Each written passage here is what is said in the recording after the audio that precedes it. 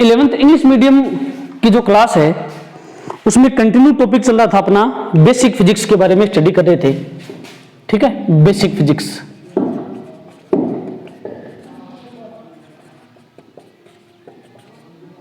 Live कम आते हैं बच्चे, बहुत कम बच्चे लाइव आते हैं, इसलिए वीडियो लेक्चर अपलोड कर रहे हैं आज।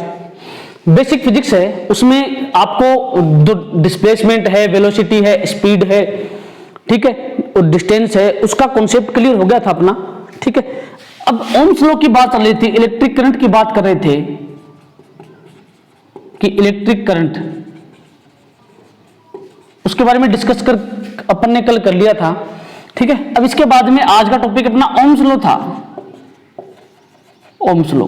ठीक है, ओम्स लॉ जो है वो बेसिकली एक साइमन ओम, ठीक है ना, जॉर्ज साइमन ओम एक साइंटिस्ट था, उसके द्वारा ये डिस्कवर किया गया था। ओम्स लॉ, जॉर्ज साइमन ओम एक नाम का साइंटिस्ट था, उसने इसको डिस्कवर किया था। उसने क्या बताया, ओम्स लॉ की जो डेफिनेशन है, जो इसका स्टेटमेंट है, उसके अकॉर्डिंग देखो, उसने क्या बताया कि आपके पास कोई कंडक्टर है।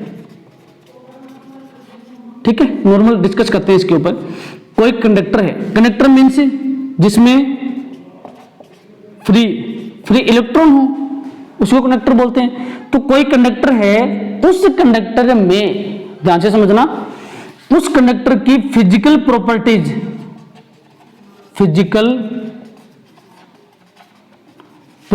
जो है, ठीक है, फिजिकल प्रॉपर्टीज जो है वो कांस्टेंट रहे या फिक्स रहे, सीधी सी बात है। फिजिकल प्रॉपर्टी है वो कांस्टेंट रहे, ठीक है, या अनचेंज्ड हो, कांस्टेंट, फिक्स या अनचेंज्ड। ठीक है, फिजिकल प्रॉपर्टी चेंज नहीं हो। फिजिकल प्रॉपर्टी मीन्स जो आपका कंडक्टर है, कंडक्टर की फिजिकल प्रॉपर्टी मीन्स उसका टेम्परेचर, ठीक है, उसकी लेंथ, उसका एरिया या क्रॉस सेक्शन एरिया। ठीक है, ये फिजिकल प्रॉपर्टीज यदि चेंज नहीं हो, अनचेंज्ड हो, ठीक है, तब प्रॉपर्टीज है वो अनचेंज्ड हो, तब उस कंडक्टर के एंड के ऊपर अप्लाइड वोल्टेज या पोटेंशियल डिफरेंस डायरेक्टली प्रोपोर्शनल होता है कंडक्टर में फ्लो करंट के। ठीक है, if the physical property of a wire या of a conductor is constant या अनचेंज्ड, ठीक है, the physical property of a conductor remain same या अनचेंज्ड, ठीक है, remain unchanged, then applied voltage या then potential difference across the terminal of a conductor is directly proportional to the current flow in it. ठीक है, या directly proportional to the current flow in conductor. ठीक है, flowing in conductor, जो भी है language लिख सकते हो आप अपने अकॉर्डिंग, लैंग्वेज तो आपने रटी थी 10th में। ठीक है, इसका मतलब क्या हुआ कि फिजिकल प्रॉपर्टी जो है वो रिमेन सेम या अनचेंज्ड हो या कांस्टेंट हो या फिक्स रहे। ठीक है, इस बात का मीनिंग क्या है, ये फिक्स कैसे रहती है? फिजिकल प्रॉपर्टी जो है टेम्परेचर, लेंथ, एरिया या क्रॉस सेक्शन एरिया।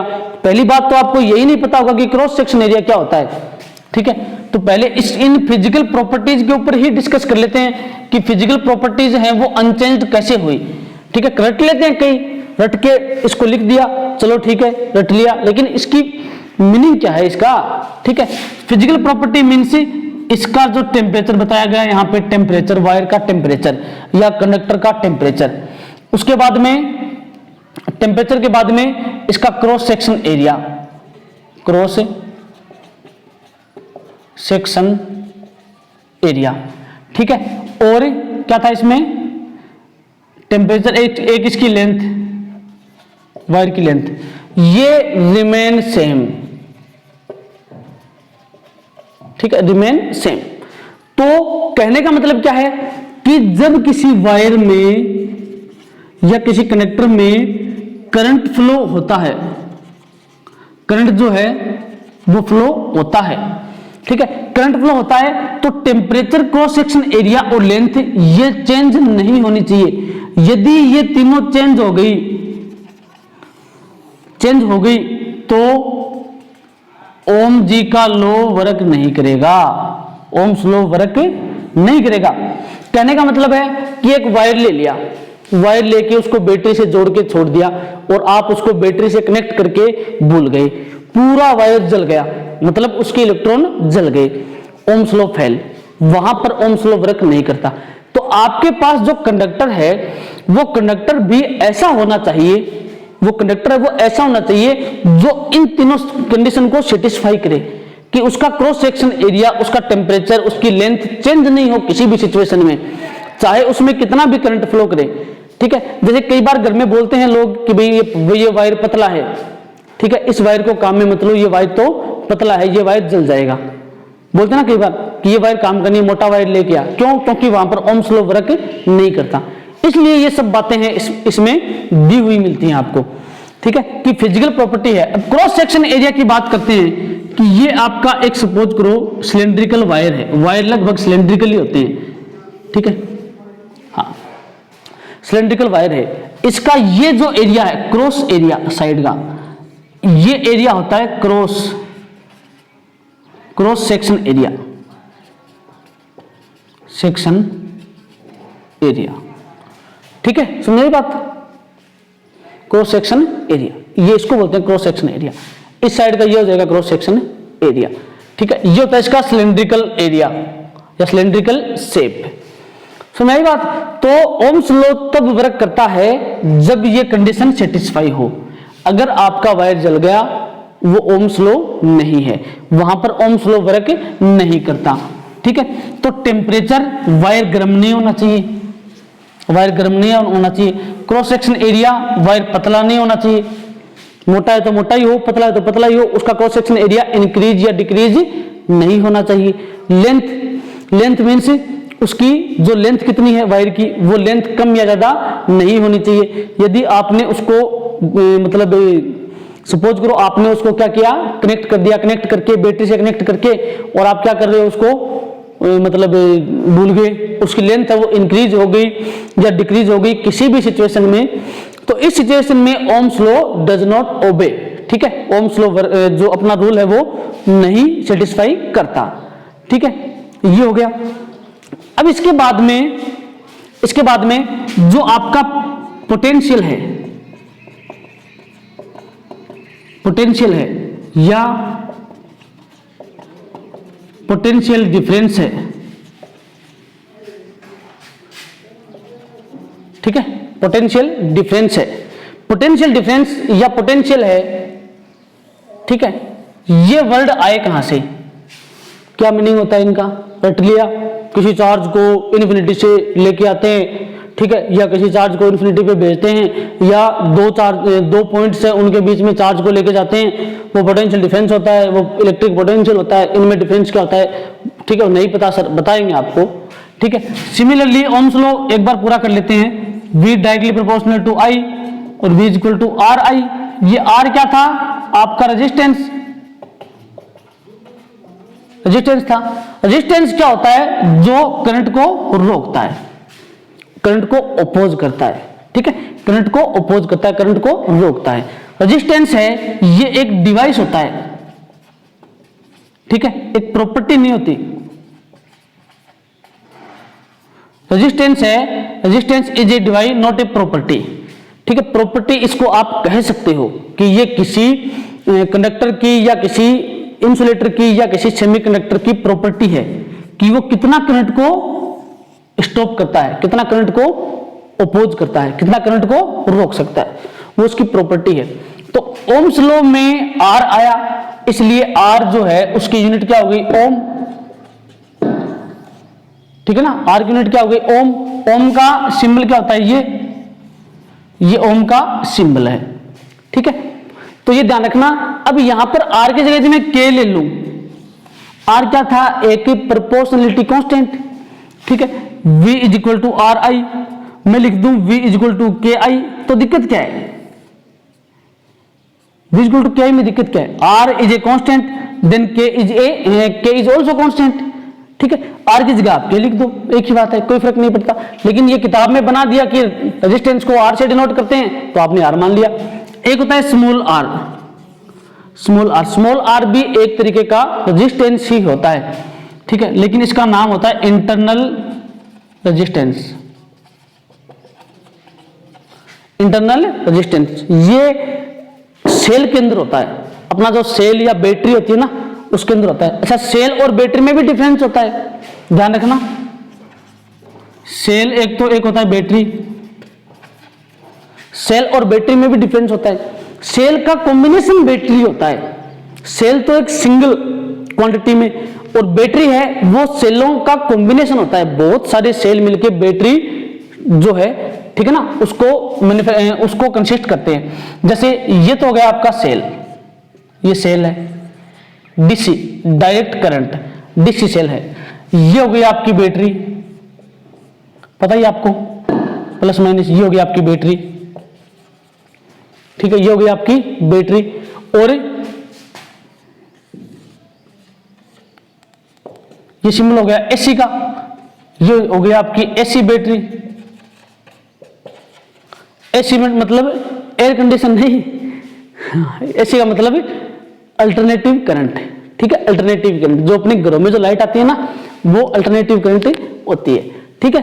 तो ये पूरा कॉन्सेप्ट था इसका, इलेक्ट्रिक फील्ड मतलब electric potential, sorry Ohm's law का, इलेक्ट्रिक करंट का, ये पूरा सिस्टम था, ठीक है। बातें छोटी छोटी बातें हैं, ये समझ में नहीं आती आपको, तो आप लोग क्या करते हो, डायरेक्ट इसको रटने की कोशिश करते हो, धीरे धीरे ये समझ में आएंगी, ठीक है।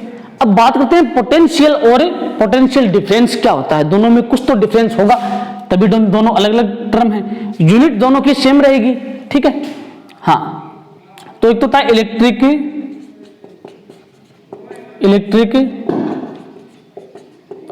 पोटेंशियल, और एक होता है आपका इलेक्ट्रिक